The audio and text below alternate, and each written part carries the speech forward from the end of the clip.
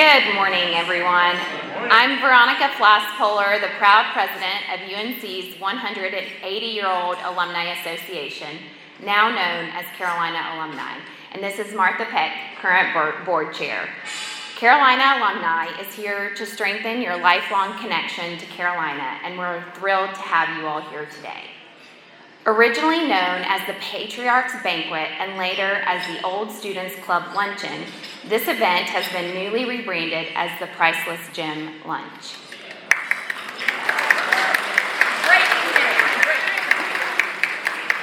This tradition is made possible through a generous endowment given by James Lee Love, class of 1884. Here, we celebrate the vibrancy and brilliance of Tar Heels celebrating their 50th class reunion, as well as alumni gathering for their 55th, 60th, and 65th milestone anniversaries. You are part of a treasured community that is strong, radiant, and worthy of being praised, our true Carolina Priceless Gems. Welcome to the 2024 Priceless Gem Lunch.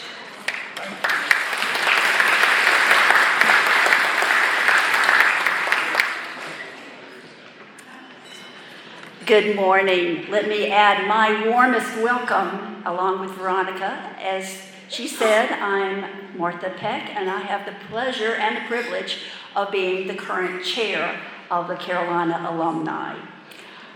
It's a great day to be a Tar Heel, right? Yeah. 1 year ago, I had the pleasure of sitting in these chairs celebrating my 50th anniversary or reunion. And I have to confess, I much prefer to be called a priceless gem rather than an old student.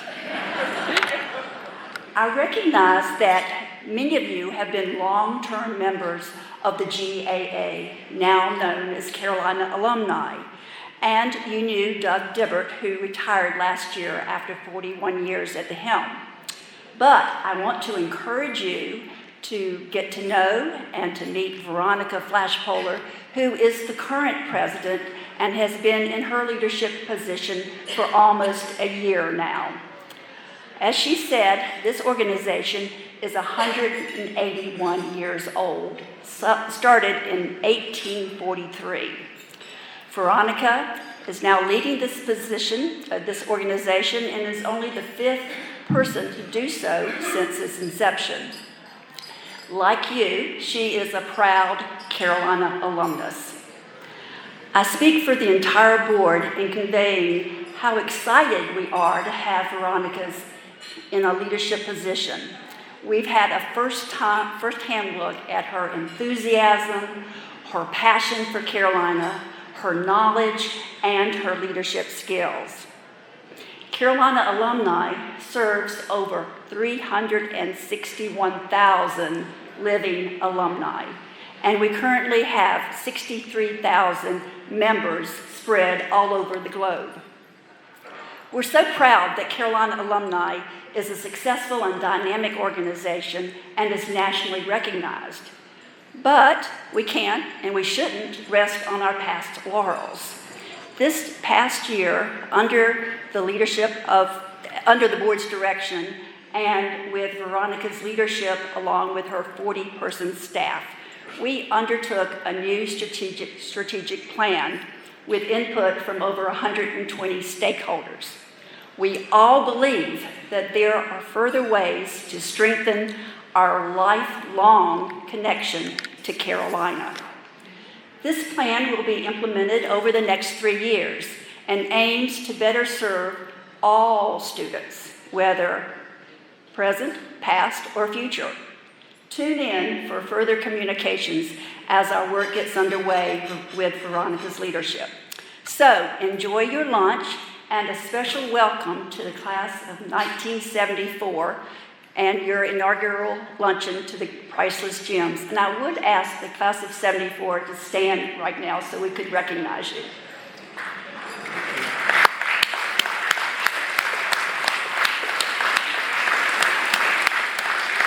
Congratulations again, and enjoy this special milestone reunion. And with that, enjoy your lunch, and I'll let Veronica take over in leading the program.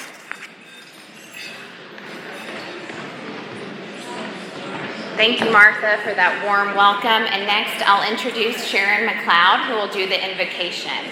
Sharon is a Tar Heel born and bred in Candor, North Carolina.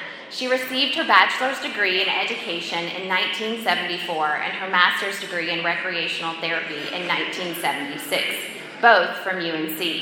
Her 40-year professional career was as a child life specialist and healthcare administrator.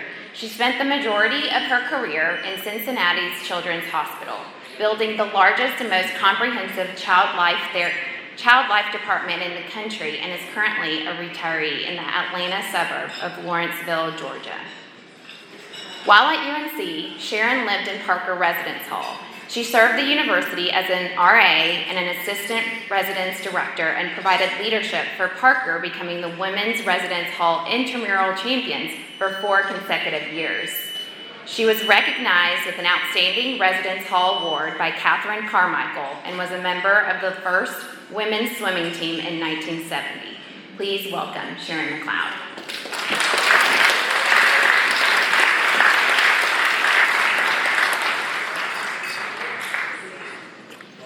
Thank you so much, Veronica.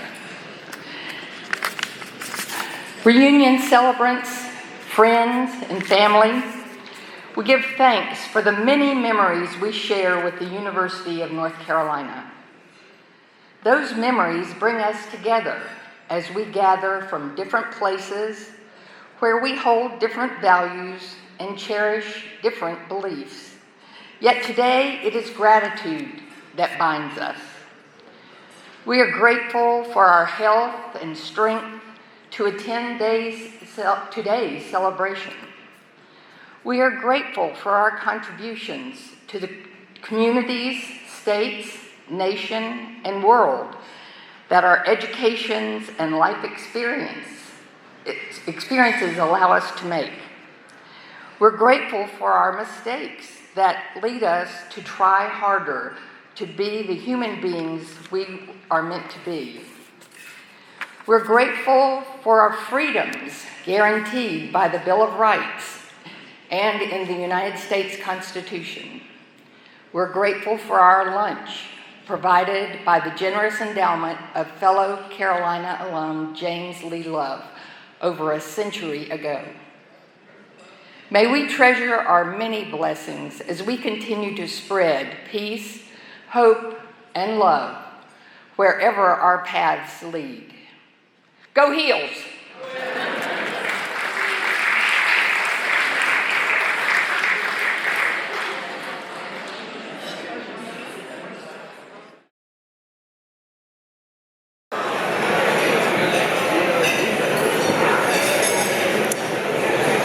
Please continue to enjoy your lunch, but on behalf of the class of 1974, it's my honor to introduce the class speaker, Richard Letchworth.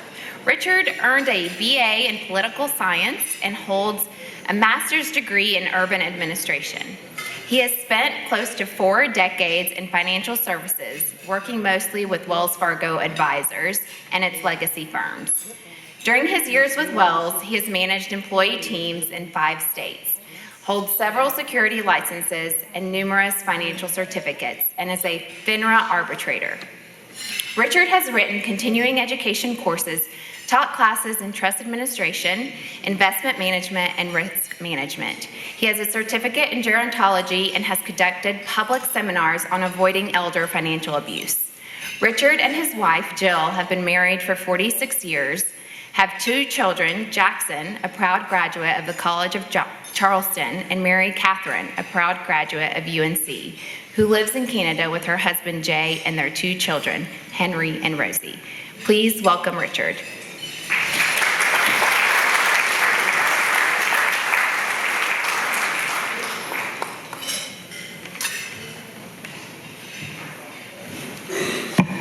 Hello there, how are you? It's good to be here.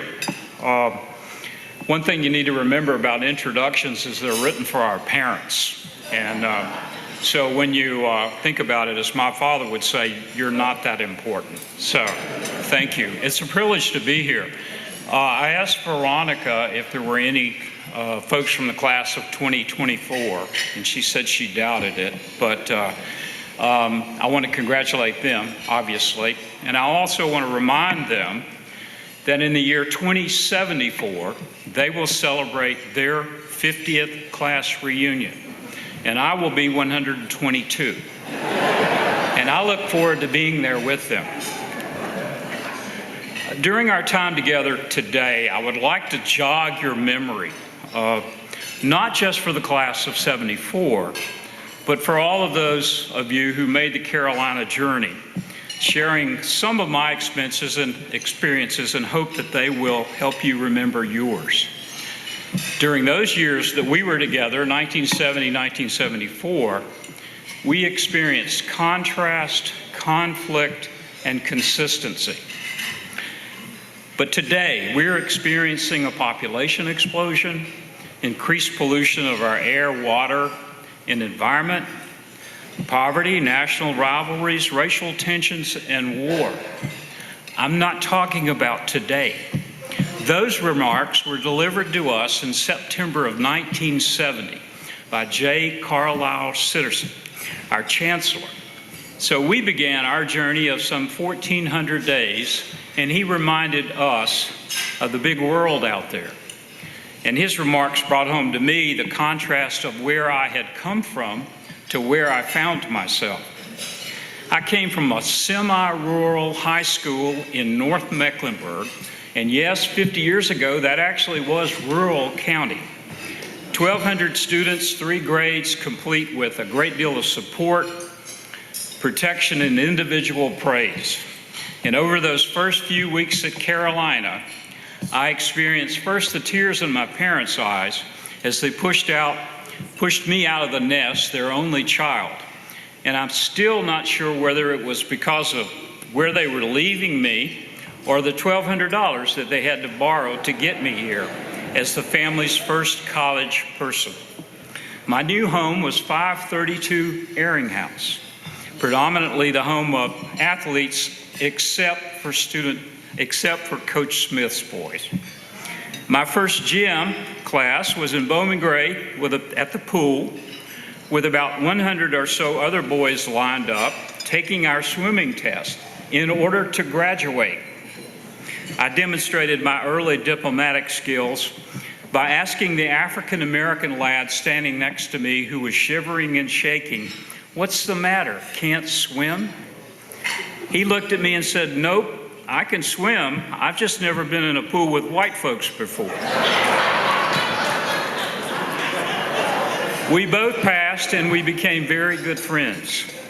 And who could forget the wonderful experience of drop at, standing in woolen gym with an inside temperature of at least 105, matched only by the humidity, hoping to get into a class but not entirely sure why, but I knew why.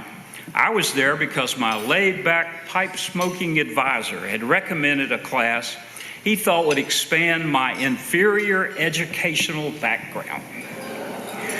I landed in Dr. Williams' English class in the middle of a group of prep schoolers whose English background, shall we say, was a bit broader than mine. That first week, I learned that Dante did not play second base for Cleveland and earned my first C for what Dr. Williams suggested was an outstanding command of the obvious. I also learned that grading and learning don't necessarily go together. I learned to recognize my fellow freshmen as we all had good haircuts, clean clothes, and a 1,000-foot stare in a 10-foot room. Speaking about that gym class, we had 2 teaching assistants. One was a fast-talking fellow from Queens, New York, by the name of Eddie Fogler. The other was a mountain boy from Asheville by the name of Roy Williams. The consensus was that the kid from Queens would be all right. He would talk his way into anything. But we were really concerned about the future of that mountain boy. So I do hope it turned out okay for him. In that English class, we were introduced to a 1920 article from the Yakety Yak written by another mountain fellow, Thomas Wolfe. which we were made to memorize, which included these lines: "But sometimes when the springtime comes and the shifting moonlight falls, they will think again of this night here and of these old brown walls, of White Old Well, of Old South with bells' deep booming tone. They will think again of Chapel Hill and think of coming back home." Remember, I'd been here 2 weeks and he's already talking about coming back. That was a little bit too deep for me. I retreated to the graduate library known as Wilson for some peace and solace. But what I did find first was what a graduate student looks like after days of no sleep, no food, and no sunshine. But I also discovered the greatest graffiti in the world, which would provide guidance to me over the next 4 years. That same day, I found the quote, "Oh, you can't help that," said the cat. "We're all mad here. I'm mad, you're mad." "How do you know I'm mad?" said Alice. "You must be mad," said the cat, "or you wouldn't be here." Remember, I was not a literary scholar. With that ringing confirmation of my circumstance, I felt it in my best interest to retreat to Franklin Street, as I did so many times going forward, increasing my enlightenment, and oh, what choices I had at my fingertips. Hector's, famous since 1969, the Rathskeller, the Old Waffle Shop, the Scoreboard, the Carolina Grill, the Cat's Cradle, Clarence's Bar and Grill, and of course Sutton's. I attended my first concert at Carmichael and heard John Sebastian declare it sounded like an institutional bathroom. The football team went 8-4 with a trip to the Peach Bowl. And so the first semester culminated with a mailing sent by the university to our parents with our grades. As we entered the spring semester of our freshman year, we were able to move away a bit from the fear of those early months, helped by a basketball team that went 26-6. There was Spring Jubilee, Chuck Berry, the Allman Brothers, Muddy Waters, Jay Giles. It was reported that there were over 20,000 people there, which is probably why that was the last Spring Jubilee. We also experienced the legislature's attempt to defund the Daily Tar Heel, the conflict over visitation policies, no place to park, the towing policies, the discussion of co-ed dorms, and student fees. We also witnessed a peaceful human chain each week on Franklin Street protesting the war in Vietnam. In the blink of an eye, our first year was in the rearview mirror, and I sought the wisdom of Wilson and was reminded the value of a first good year of education allows you to worry about things in faraway places. And so we began our sophomore year. Pat Paulson brought us hope in his run for president with great leadership quotes like, "I must choose my words carefully in order to avoid any negative interpretation among other politicians, although otherwise known as lying." He also said they ignored the drug problem. They said I ignored the drug problem. Well, I wrote books on drugs. I darn near did everything on drugs. And so that was wise leadership for the inquiring second-year mind. We experienced Nixon, Watergate, and the August 1971 lottery, with any number below 95 being offered a free, all-expense-paid trip to Southeast Asia. And who could forget the opening of the Golden Crown? For those of you who are uninformed, that was the first tapas bar in Chapel Hill. The football team was 9-3, ACC champion with a trip to the Gator Bowl. The basketball team went 26-5, was ACC regular champion and ACC tournament champion. And I must confess, the second year went faster than the first, but I had to seek the wisdom of Wilson, which probably came from King Nile of the Invisible University, who said it has yet to be proven that intelligence has any survival value. Thus, we ended our first 2 years at UNC and approached our junior year with hope and some degree of trepidation, which can be defined as needing to move our GPA just a bit north of where it was. 1972 was the year Chancellor Sitterson stepped down, and he was followed by Farabee Frisbee Taylor. William Friday became the president of the Consolidated University, and Don Bolton was dean of students. Interestingly, a change in UNC's student population had sparked several changes in reproductive and sexual health dialogue on campus. From 1967 through 1977, the female population had grown from 28.7% to 49.2%. Elephants and Butterflies, which had started as a weekly column in the Daily Tar Heel, compliments of Laura Stern and Dr. Christ, had blossomed into a publication which caused quite a bit of stir during our years. For perspective, 1973 was the year Secretariat was the first Triple Crown winner since 1948. The Twin Towers were completed. We began our experience with the energy crisis, odd and even days, standing in line for gas at 49 to 53 cents a gallon. The basketball team went 25-8, and who could forget the legislature's attempt to defund the Daily Tar Heel? But the Daily Tar Heel did report that the faculty council did approve co-ed dorms for Wilson, Connor, and Alexander for the fall of 1973-74. Richard Epps was our first African-American student body president, and a resolution passed to include women in the Moorhead program beginning in the fall of 74-75. We'd gone through 2 governors, 1 vice president, 2 chancellors, 3 senators, and we were staring down our senior year. So I sought the wisdom of Wilson, which reminded me that universities are centers of knowledge.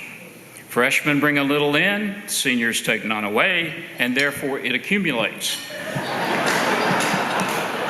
The 73-74 time frame found an active student government, much discussion about the acceptance of pass-fail, the establishment of the Student Consumer Action Union, and an active Black student movement. Given the flurry of campus political activity, there was a belief by some in the administration that student politicos were a strong argument for raising the voting age to 30. But 2 very important events happened in March of '74.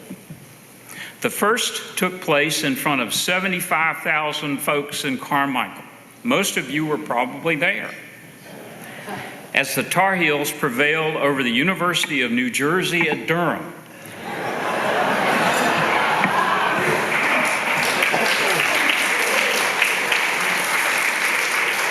See there, I told you were there. We were led by a 125-foot shot heard round the world by the late Walter Davis that helped pave the way to our overtime victory over those Devils. The next big event also took place in March of '74 in front of 5,000 onlookers, legally termed witnesses by the administration, as the world record for streaking was established. How do I know that, you may ask? Well, because our own Freddie Kiger was the bun counter that evening. And for those of you who wish to have your own personal memory of that evening, Fred has set up a table just outside. And for $10.95 postage and handling, you can have your own special moment, assuming you can identify yourself, for your grandchildren or for some future blackmail opportunity. I remember someone told me that I would spend 4 years trying to leave this place, and the next 50 years trying to get back. Well, I'd made it. My memory of dates and times may be wrong, but what I can tell you with certainty through contrast, conflict, and consistency, this place prepared us to deal with what the world would offer. And we really did not understand the internal changes that we were going through. I know I did not. The late Eric Montross said, "This is a special place. Whatever you do, jump in all the way. Jump in the deep end, and you're going to figure out how to swim. It may not be on your own timeline, but you will figure it out." I use these words because of one thing I would like you to take away from our time together. Chip Conley wrote a book titled Learning to Love Midlife. And he suggested that middle age stretches to our mid-70s. I like that philosophy. So class of 74, do a midlife edit. Let go of the emotional baggage, mindsets and obligations that no longer serve you.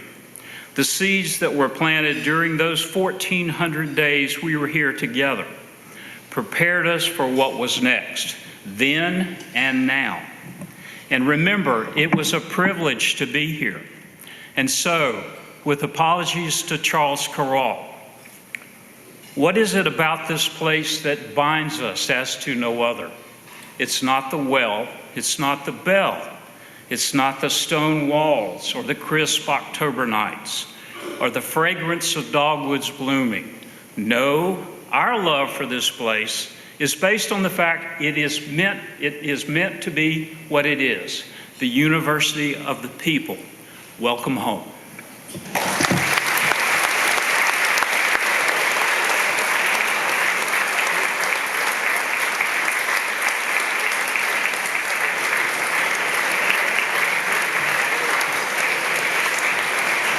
Thank you, Richard. That was beautiful. I thought we had fun in 2008, but I'm kind of regretting not being part of the class of 74 now. But next, I'd like to introduce you all to our featured speaker, Freddie Kiger. Freddie is an American Civil War expert and popular lecturer for Carolina Alumni and leads field study programs to Civil War sites. He twice served as co-lecturer with Shelby Foote, the distinguished American historian and novelist. He is a member of Cambridge's Who's Who for Higher Education. He has lectured on the American Civil War for the last 40+ years. In that topical realm, he currently, with the help of Third Wheel Media, has launched an international podcast entitled Threads from the National Tapestry, Tales from the American Civil War, which has an audience that spans 67 countries. In addition, he gives presentations on themes that have a distinct Tar Heel flavor, all included in the popular and well-attended Carolina Alumni North Carolina series. A native North Carolinian, he holds 2 degrees from UNC and previously taught for 20 years in the Chapel Hill Carborough City School System. In addition to his Civil War lecturing and battlefield tours, Fred is a writer, researcher, statistician, and associate producer for several broadcasting companies, most notably ESPN, where he is a 3-time Emmy Award winner for his contributions to the ESPN series Sports Century. Please welcome Freddie.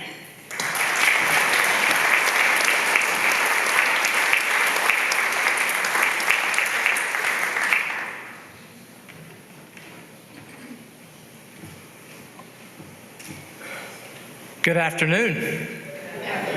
Thank you. Nice job, Richard. To begin, a few nuggets about the University of North Carolina at Chapel Hill. When the first student arrived on campus, the United States president was George Washington. That student's February 12, 1795 arrival came when only 15 states comprised the Union. And his graduation in 1798 is significant. Carolina is the only state-supported university in this country to admit and graduate a student in the 18th century. 226 years later, yes, deservingly so. 226 years later, UNC has over 361,000 living alumni, and they can be found in all 50 states and 149 countries. And just this year, U.S. News and Report announced that Carolina is the 4th best public university and 22nd overall. Now, these nuggets are interesting, and they are of note, but quite honestly, they have no soul. They have no substance. And so, in the short window of time that I have today, and from a veritable treasure trove of possibilities, may I share a few items with substance. Stories.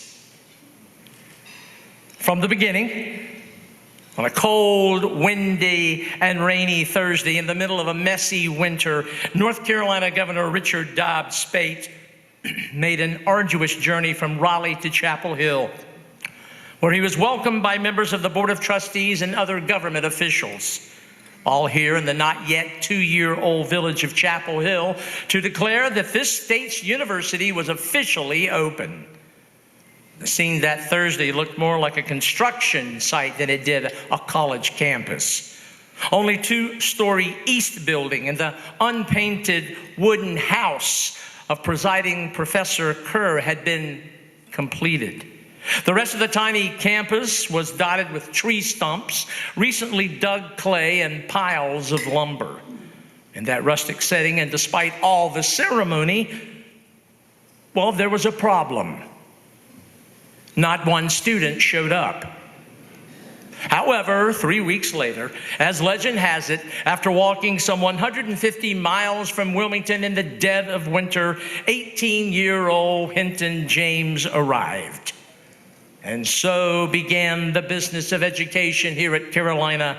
And mind you, while Hinton James was quite the scholar, over our long span of years, this university has had its fair share of characters, like Kemp Battle Nye, who for years owned a record shop on Franklin Street. Some of you may well remember. Though born in eastern North Carolina, he was raised in Grassy Creek, Ashe County. And like a latter-day Hinton James, reportedly walked the 147 miles to Chapel Hill in 7 days, walking mostly at night to beat the heat and raiding roadside gardens for food he could only afford 1 year here at Carolina. So soon thereafter, lied about his age, joined the United States Marines, and had unbelievable adventures in China. Eventually, he returned to Chapel Hill. And back here, he owned and operated Kemp's Record and High Fidelity Shop at 205-207 East Franklin, where he was, without a doubt, the master of gimmick. He reduced record prices on the Iowa. He had all-night sales. He discounted records during rainstorms. He sold records by the pound. He sold them by the inch. No question, Kemp Battle Nye was the consummate showman, and never was that better illustrated than during his 1 year at Carolina as a student. You see, once he bet a fellow student that he could cross 5-acre Coker Arboretum in its entirety without a foot touching the ground. I'm going to let that sink in for a second. His inspiration, Edgar Rice Burroughs' Tarzan of the Apes, which has just been made into a series of movies starring Johnny Weissmuller. Smitten by the Tarzan persona, Kemp accepted the bet. And in 1934, 90 years ago, the great 1934 Arboretum tree swing took place. On the appointed day, with a packed arb, monitors took their stations along the nearly 2-city block route. Then, at the highly anticipated and appointed time, Nye emerged in loincloth. Though without Jane and Cheetah, he flexed his muscles, emitted a modified Tarzan yell, and in the southwestern corner of the Arboretum near Davy Hall today, Nye scampered up a tree and nimbly began to crisscross and zigzag his way from limb to limb, tree to tree, while dumbfounded spectators, chipmunks and squirrels looked on. Now, it took some doing, but he made it all the way across, and he won the bet, which was a bottle of chocolate milk and a sandwich each day for a week. Now, yes, if climbing trees had been a collegiate sport, Kemp's Battle Nye would have been a national champion. And speaking of titles, we've had 50 NCAA championships. But there's one that didn't make the list. Richard referenced it. But yes, we had a national championship team back in our senior year, and it was made up of 924 non-scholarship athletes. I remember like it was yesterday. It was a warm night in the first week of March, and only a few days, as Richard alluded to, after the miraculous 8 points in 17 seconds comeback against the University of New Jersey at Durham. I keep stats now, and I did that fateful night. For it was here, in the bowels of Mangum Dorm, where the courageous athletes gathered and waited for their moment. Then at the stroke of midnight, and with yours truly stationed under a lamppost across the street from the basement door of Mangum, the doors flew open, and I began to count the bottoms of 924 streakers. Witnessed by an estimated 5,000 to 7,000 students and inspired by the UNC pep band, the 860 men and 64 women, all without Nike apparel, made their bare-bottom dash to set the national streaking record. March Madness, March Uncladness. Indeed, that night, Carolina broke the existing record. But our one shining moment was fleeting. For the very next night, down in Athens, the University of Georgia broke our record. Yes, from the basement of Mangum Dorm. You know, perhaps there should be a bronze plaque emblazoned over that basement door. And ladies and gentlemen, for just this occasion, I have penned what perhaps it should say. Through these portals ran unclad mortals in their quest for immortality. Their names are lost to history and waistlines to gravity. Their deed fueled by spring and powered by youth. Their playful antics to remind them of a time when life itself seemed eternal. Their memories triggering today what only they wore that night, a smile. Oh, thank you. Okay, let's streak over to Carolina's most treasured landmark, which too brings smiles, the Old Well. Early on, the spring that flowed beneath was the sole source for campus water. And the structure we enjoy today was created in 1897 thanks to UNC President Edwin Anderson Alderman and Professor Joshua Walker Gore. You see, Alderman ordered the old structure dismantled, and with the help of Professor Gore, the landmark we have was erected. Modeled after the Temple of Love at Versailles, a local lumber company completed the project at a modest cost of $200. Now, yes, stories flow from that old well, but across a campus of some 729 acres and over 300 buildings, there's so many more. Some landmarks you've seen 1,000 times. Some tucked away, but all of them share one common thread. Just below the asphalt, the mortar, the brick, and steel, there's an anecdote. For example, you're about to see an unlikely landmark. One you've driven to and from the Smith Center, UNC Hospital, and Keenan Stadium over and over, Manning Drive. Well, in 1953, university engineer Joe Haken got a call to meet a DOT state engineer down at the newly completed two-lane 15501 bypass. You see, Governor William Umstead, and from this photograph, a man not to be trifled with, had been in Keenan Stadium for the September 26th 29-7 win against NC State, and he, like so many today, didn't matter if he was governor or not, got stuck in the traffic jam on Ridge Road. So when Joe Haken arrived that following Monday after the game, he asked, "Why am I here?" and learned that the governor was going to make sure he never got stuck in another traffic jam. Umstead wanted a new road, and he wanted it done by the Duke game. 11 weeks away. Joining them, heavy equipment and 25 striped-shirted prisoners. Haken was told to head off into the woods in the direction of Kenan Stadium, and so, without a map and not really sure about where the heck he was going, he pushed off into the woods.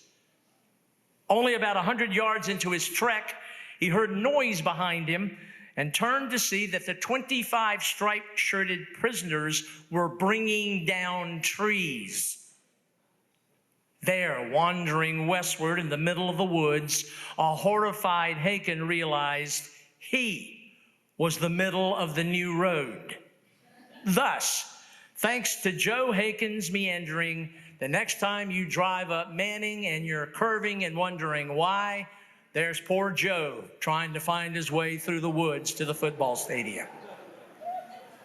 Now, not far away, another landmark that not only served as a stage for athletic events, but for lots of stories as well. Woolen Gym. And here's a story.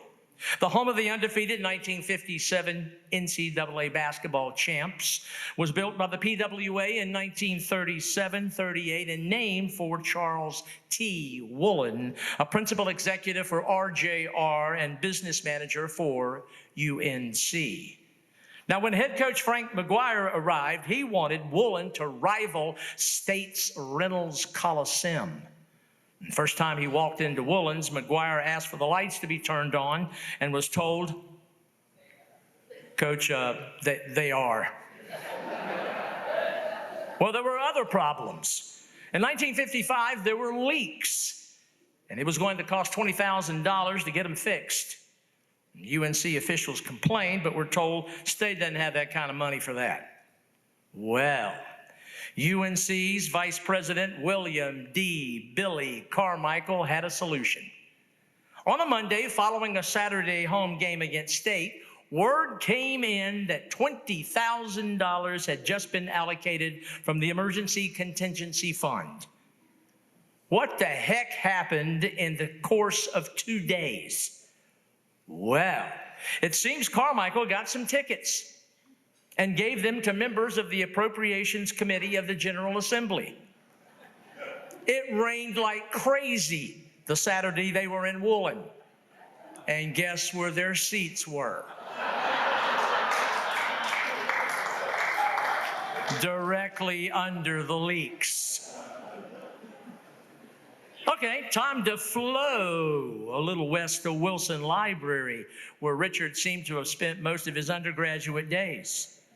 Completed in 1929, he was named for Lewis Round Wilson, Kenan Professor, first director of the UNC Press, and university librarian for 31 years.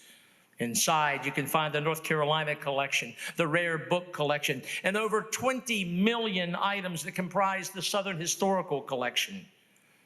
But it seems back in 1929, there was a little disagreement about naming the library after Wilson. Another powerful family wanted it named for them.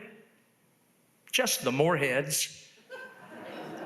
Well, story goes that when the library wasn't named for them, they, the miffed Moorheads, got even, the story goes, with the powers that be in South Building.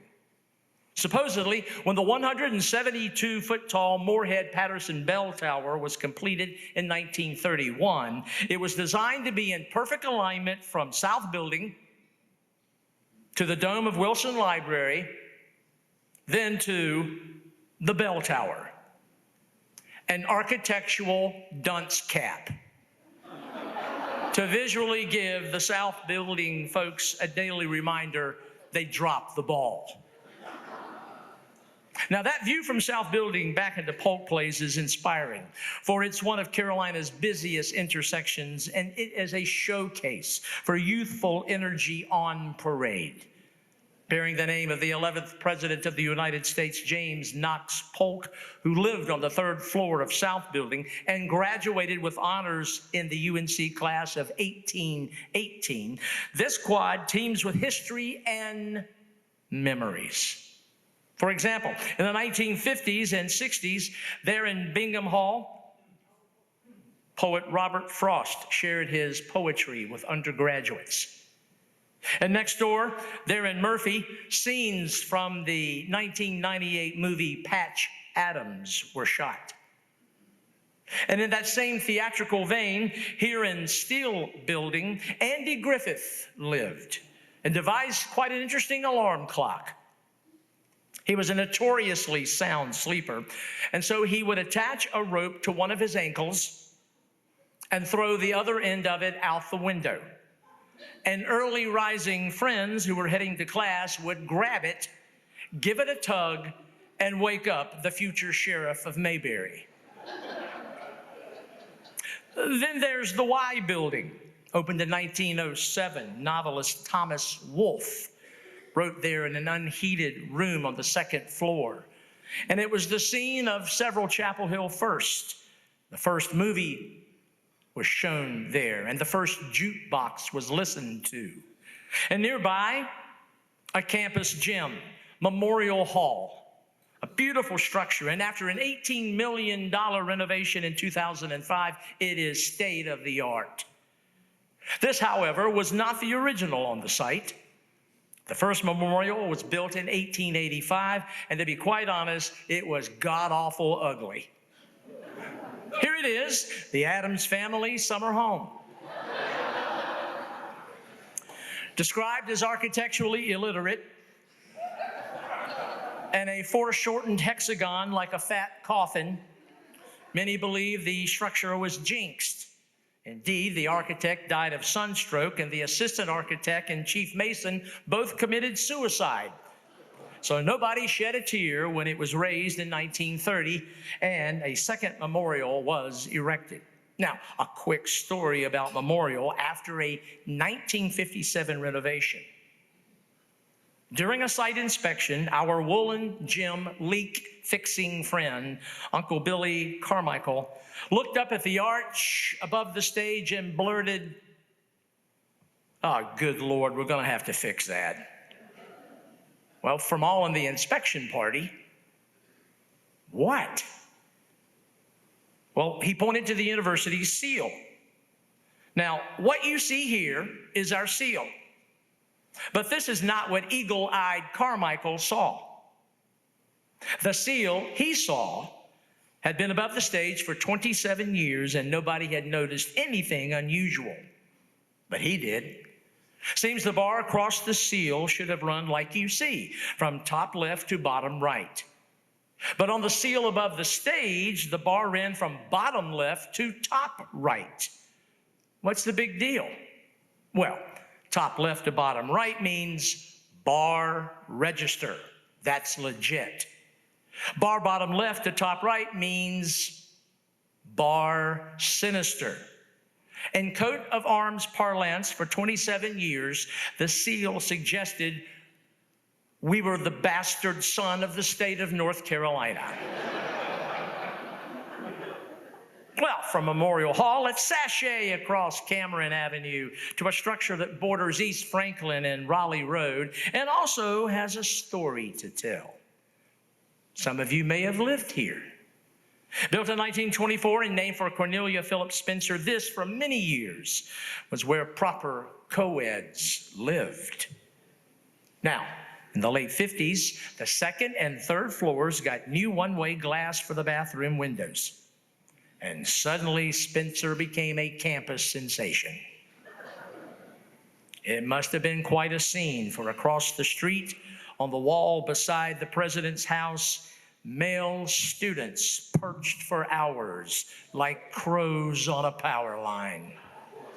You know where this is going. Seems the contractors installed one-way glass for each bathroom and put them in backwards.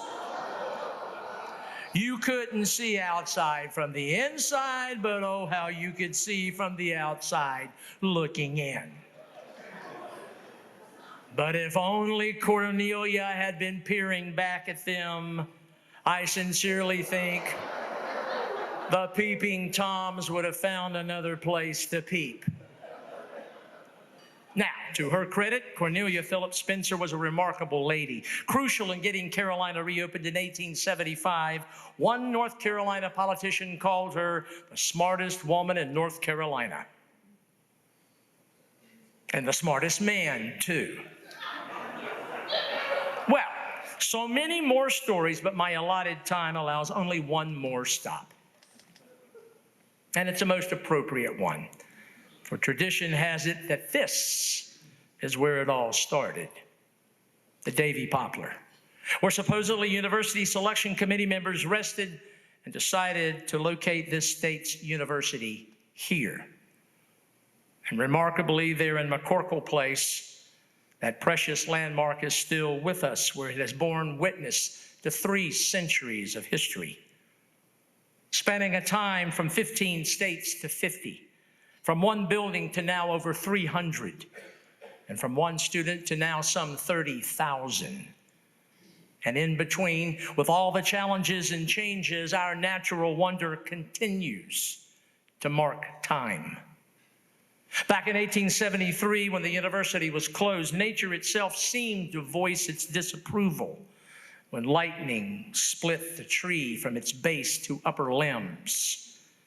And in 1902, high winds ripped 2 large branches from its trunk. Yet even as we gather, like a silent sentinel, it still stands.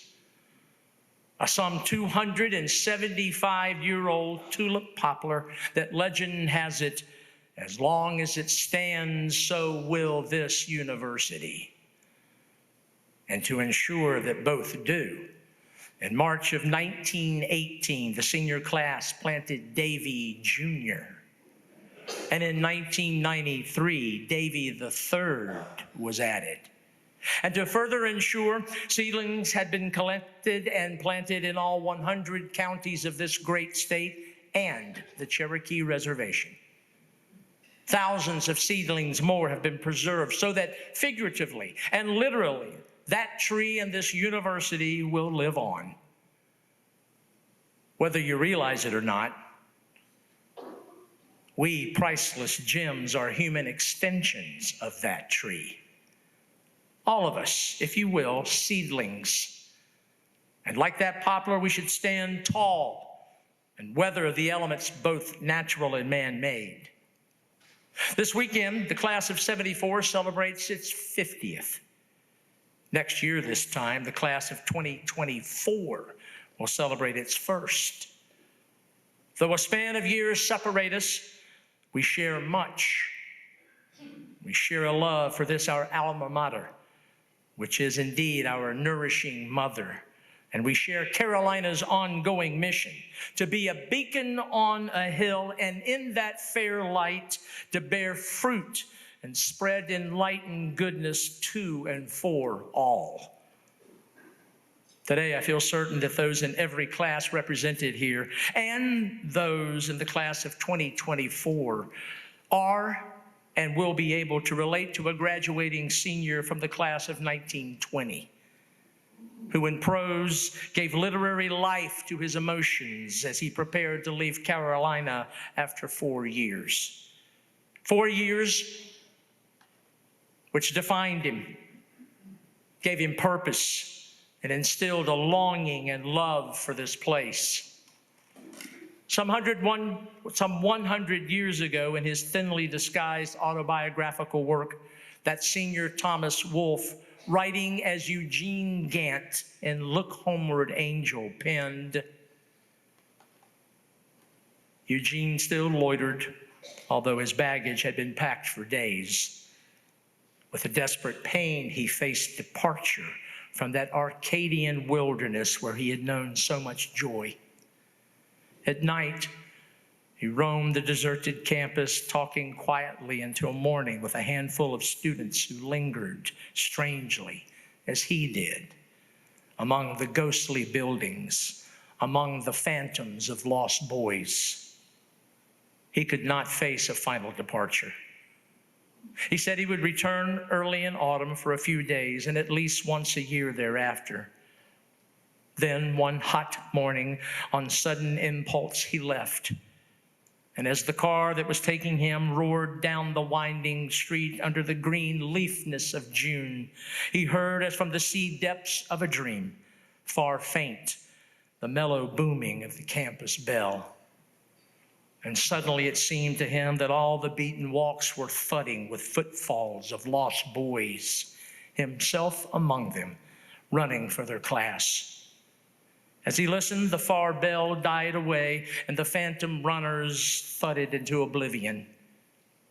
Then, even as Eugene stood looking back upon the street, the car roared up across the lip of the hill and drove steeply down into the parched, hot countryside below. But as the lost world faded from his sight, Eugene gave a great cry of pain and sadness, for he knew the elfin door had closed behind him, and he would never come back again. You know, with graduation, we too lamented leaving Chapel Hill. We too were concerned about what was next, for we left behind sprawling, limitless youth, and armed with a degree that required thousands of answers, we tumbled into a world filled with thousands of questions. And with each added year away, we, like Wolf, began to cherish even more deeply our time here, those we befriended, and the amassed experiences made memories something to be treasured and held close to the heart. In late July of 1929, Wolf felt similarly, and to a friend and fellow classmate he wrote, "So far from forgetting the blessed place, I think my picture of it grows clearer every year. It was as close to magic as I've ever been." Though he left, and later even entitled a work that expressed the idea that you could never go home again, look about this room.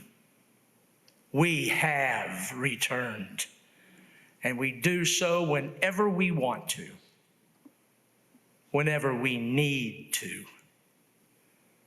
And though our absences from Chapel Hill may sometimes be longer than we would like, all we have to do to remember, no matter the distance, is hark the sound.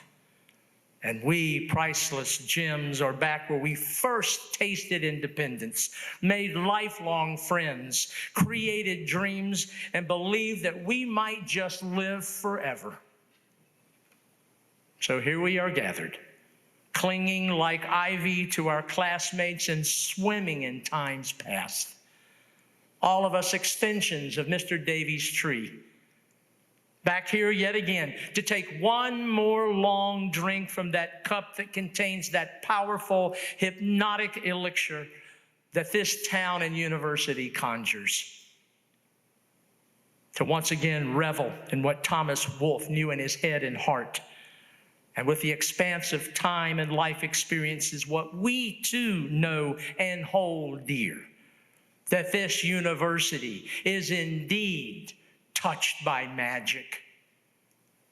Blessed we are to be back home. Blessed to be a part of the living, breathing legacy that is and will always be the University of North Carolina at Chapel Hill. Thank you.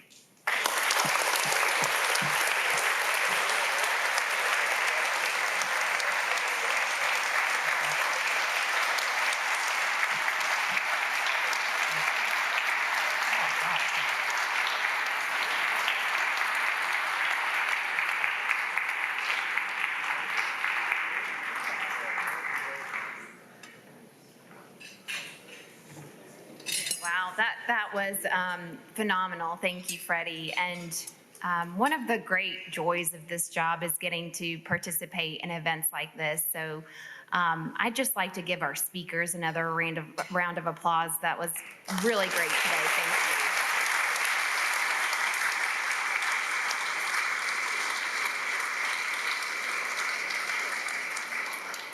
you. And before we close out, I would like to give you all a few reminders of what's going to happen next. For the class of 1974, please head to the outdoor stairs immediately following the luncheon to take your class reunion photos. Also, for the class of 74, if you're registered for commencement, You should have received a parking pass in the back of your name tag. You'll need to have that with you Saturday evening and display it on your dash. Please, please, please don't lose it. We have limited quantities.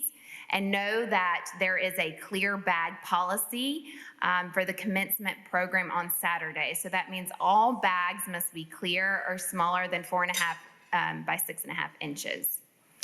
Also, for the classes of 59, 64, and 69, please remember you have the milestone class reception immediately after the luncheon. For the class of 59, you'll be meeting in the Keenan room.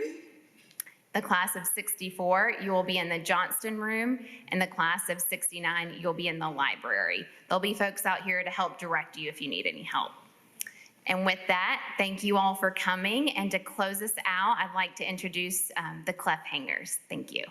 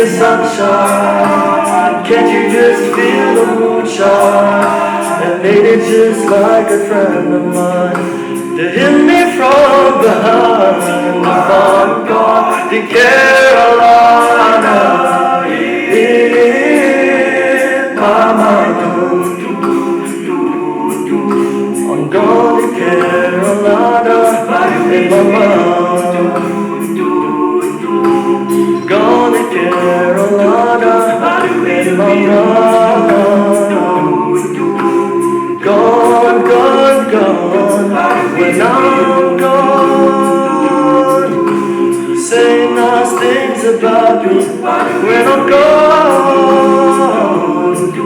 Won't you carry on without me when I'm gone?